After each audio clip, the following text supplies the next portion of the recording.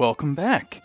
So in the last video, we made our way through the tower and got the star sigil. In this video, we're going to go ahead and make our way to the moon sigil, and hopefully by the end of this video, we'll actually also get the golden key. So just want to show you real quick. If you ever want to check what sigils you have, you can just go ahead and go into the status menu. Click on any of your heroes and it'll show you, here obviously we have that one star sigil here. You could click into any of your characters. So we'll go ahead and go to the Prince of Canuck. You can see it there. So you can see which ones you have. That way, if you want to hop between videos to find the sigil that you need, that's fine. So since the end of that last video, I did go ahead and cast Zoom. So I'm up here in the region of Middenhall Castle, and for this video, we're actually going to go ahead and we're going to start exploring some of the new areas. So we're going to be heading south. If you see, there's that island that looks like a big circle surrounded by mountains. We're going to be heading there, but first we're actually going to stop off at that one little dot to the northwest of it, where there's actually a waterfall shrine. So let's just make our way there now.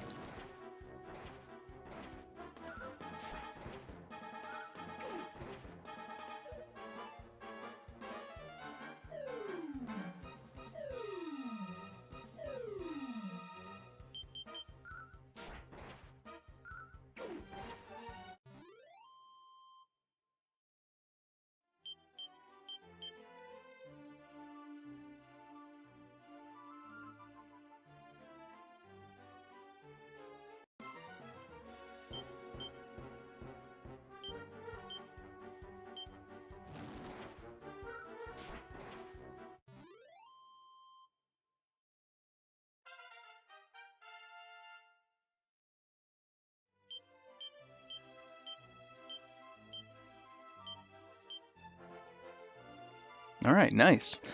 So we got an iron helmet. I think. So the Prince of Middenhall already has it equipped, and the other two can't equip it. So we'll just go ahead and sell that. One thing I'll point out, in this video we are actually going to go to some new villages where there's going to be a lot of really powerful weapons and armor for us to upgrade. So if you haven't already, try and build up some gold. Here, obviously, this is just a really long path to get to the bottom.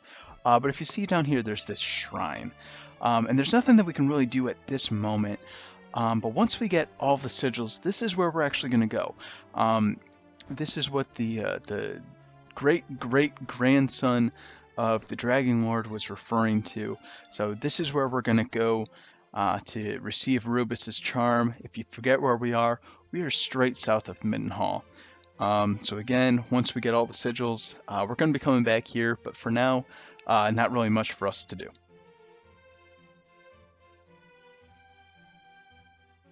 Alright, so now that we've made our way out, we're going to go make our way to that circular island. It's surrounded by mountains, so there's only one way in. And that's actually where we're going to get our next sigil. So we'll just kind of fight our way there. And one thing to be aware of, I believe the monsters in this island are a bit stronger than what we're used to. So if you had, randomly sailed here, it may have been a bit more difficult. There is some upgraded weapons and armor here, but we're actually not going to spend too much time here. It's pretty much just going to be come in, get the item, and go. So again, from here, this is where we're actually going to get the second sigil, but you're going to want to heal up before it, because we're actually going to have to fight a monster before we can go ahead and get it. So let's go ahead and check. I am good on health, so I'm actually just going to go ahead and get this started. You see that monster off to the left, that saber cat? That's who we're actually going to be fighting. So to get it started, come up here and talk to the king. And he's going to ask for us to entertain him, so let's go ahead and give him a show. Alright, so we got this striking saber cat. you know, the honest answer is I'm horribly overpowered for this guy at this point. So, you know, hit and heal is the name of the game. Shouldn't be too much of an issue for us. So I'm just going to take him down real quick.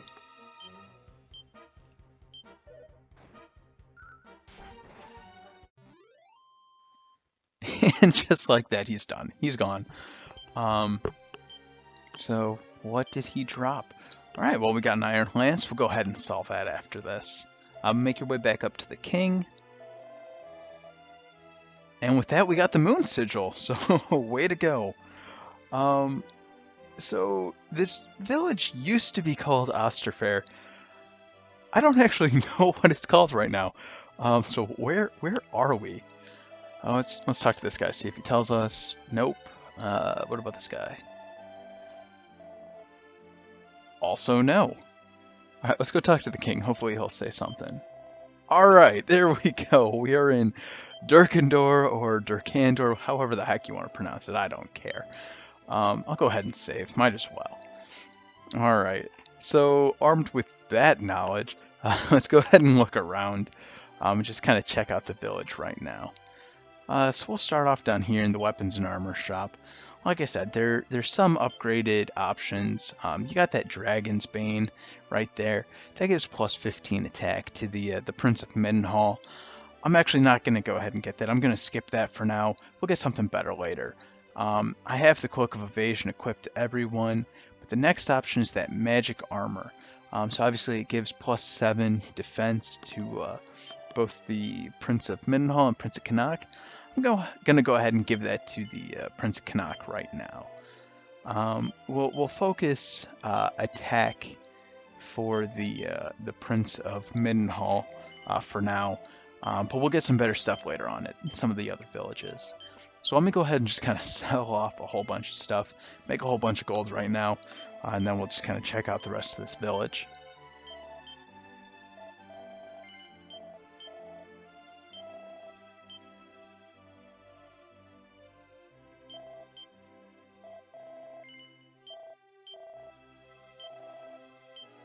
Alright, so that's just about that. Get the Oaken Club. You know, down below where I'm standing right now, you can see that vault. You know, if you want to, you can go ahead and just deposit your gold or items right now. This guy here is going to tell you about the tectonic plate. There'll be more on that later, so go ahead and skip that. This guy here is going to tell us once again about the sunken treasure and the legendary echo flute. I did record that video. You know, it was real short, just a couple minutes. But in case you didn't watch that one, pretty much what you're going to do is you're going to have to go back to Leonport, Rippleport, talk to the guy in the room where you get the boat. There's a little silver key, silver door. Go through there, talk to the guy, make your way over to Tanticle Castle. There's going to be another merchant there who's going to say, look for the glimmering wave in the ocean. After that, you're going to actually have to make your way back to Rippleport, or Leonport is what it used to be called, and you're just going to sail straight north. At that point in time, after you've talked to the guy in Tanticle Castle, it actually triggers something on the map. You're going to see this little shining, shimmering, glimmering thing in the ocean, and if you search that, you're going to get the sunken treasure. You're going to go ahead and take that sunken treasure back to Leonport, Rippleport, and you're going to exchange it with that one guy in that silver door guarded room thing, and he's going to give you the echo flute. So here, this is a sage who, if you ever get lost, he kind of tells you where you should go next. So, you know, it's a little vague what he's getting at, but after you've explored the world, it'll make a little bit more sense about what he's talking about, where he's trying to send you. You know, we could go around the outer wall of this castle, but there's really nothing there for us now. There's a warp tile, but we would need another key. So with that, let's actually just kind of head on out and go to our next location.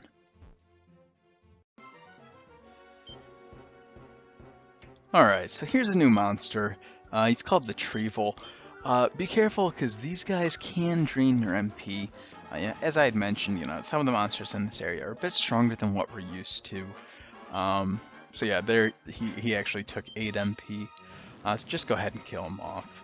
Once this battle's done, we're actually going to make our way ultimately to the southeast corner of the map. So let's get out of here and go ahead and check that now. So we're going to make our way to that southeast corner, but I'm going to show us a couple of things on the way. You see a whole bunch of, shimmering items or shimmering locations on the map. So the first one I want to take us to is just a little west of here. All right, so remember that there's this island, this cave that's surrounded by shoals. We're going to have to remember that for later on. There's nothing we can do at the moment. So we're just going to keep making our way south.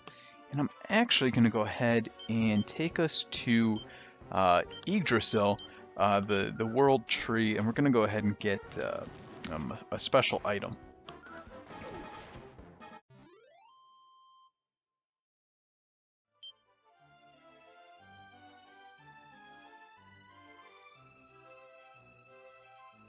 Alright, so I'm heading for that place that looks like an eye. Alright, here we are. So, there's this random island where it's just all these mountains and this single forest, but if you step on there, obviously you can see that there is something hidden here. Check the ground and we got the Yggdrasil leaf. So what that is, go into your items and you'll see it's a miraculous, light-giving leaf. So this is actually a one-use only revive item, which obviously we don't have anyone that has a revive spell at this point. One thing I'll say is, you can always come back for more. You can only carry one at a time. But don't feel like, you have to save it for a, special battle or anything. You can always just come on back. So from here, I'm actually going to make my way east. And you see there's this shrine here. It's the fire shrine, 3 warp tiles, and ignore that glittering item in the top right corner. I'll tell you right now, it's gonna be a sigil. But since we haven't done this storyline, I'm not gonna actually take it right now.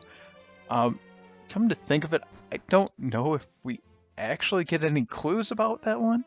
I know the first time I found it was completely by chance. It was completely happenstance. But we'll save that for later and just make our way east. And here is the next village. All right, so we've made it to the village of Zahan or Zahan, however you want to pronounce it. That's fine. But it's a small little fishing village down in the southeast corner of the map. As you're talking to the people in town, you'll realize that all of the men are somehow off, supposed to be off fishing. That merchant in the inn actually tells you that their boat sank, and he just doesn't have the heart to tell everyone that they've all passed away. But here in this village, there's really not a lot for us to do at the moment. However, they're telling us that we need to go take the moon shard to the coral in order to access the cave. And I believe I already showed you all where that's going to be. It's north of here.